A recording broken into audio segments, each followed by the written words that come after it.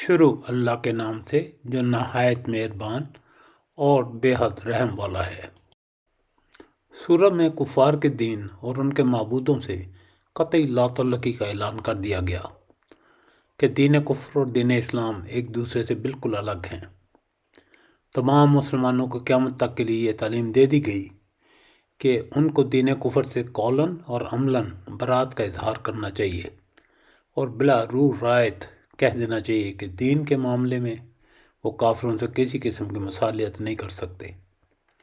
حضرت عبداللہ بن عمر رضی اللہ عنہ کی روایت ہے کہ میں نے بارہا حضور کو فجر کی سنتوں میں اور مغرب کی سنتوں میں کافرون اور قل ہو اللہ پڑھتے دیکھا۔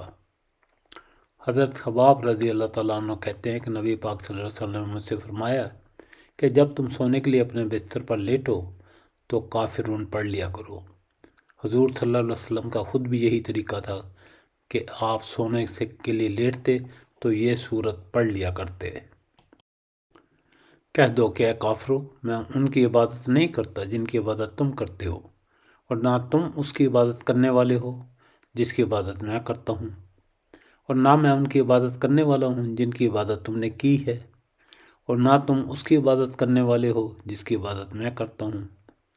تمہارے لیے تمہارا دین اور میرے لیے میرا دین۔